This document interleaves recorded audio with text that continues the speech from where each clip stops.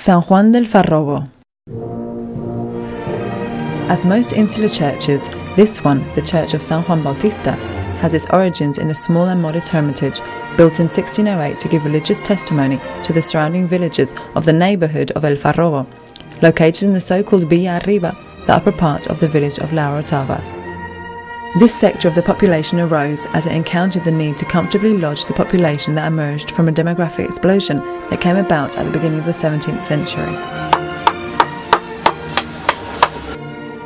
The innovative sugar factory founded by the Genovese Thomas Justiano was therefore parcelled out in order to give shelter to the needy population that was living there.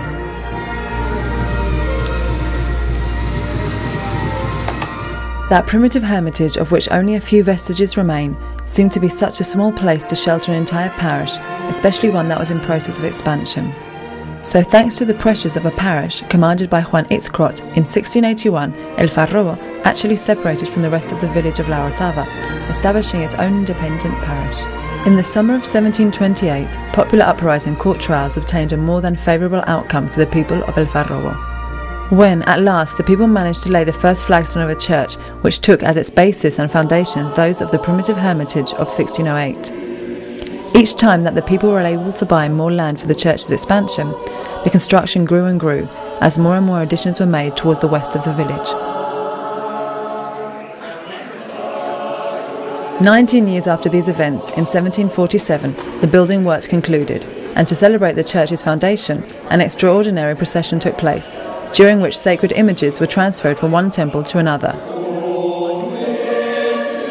Special care was taken with the main work of art of the parish.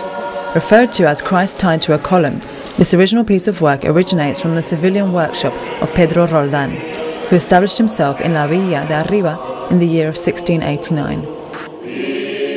From the moment that this enormous cylindrical piece of work entered into the temple, it became the favourite image of the local devout.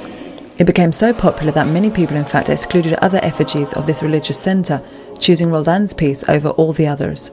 Even though they do not reach the level of the Sevillian artist's representation of Christ, they are all still considered to be true works of art. In the same manner, the Marian representations are equally admirable, including Sevillian, American and Canarian pieces of work, the altarpieces that act as exhibitors for miracle workers and saints, big oil paintings that announce forthcoming catastrophes for sinners, the evangelical portraits of the pulpit,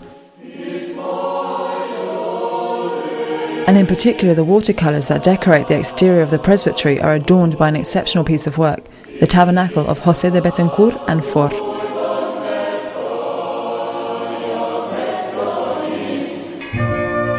Since its foundation, the parish of San Juan derives from and carries on being the epicentre of all religious and pious activity of the area of the village, representing for La Villa de Arriba a meeting point for its district group of devout neighbours who attend all the different celebrations that are carried out in the local area.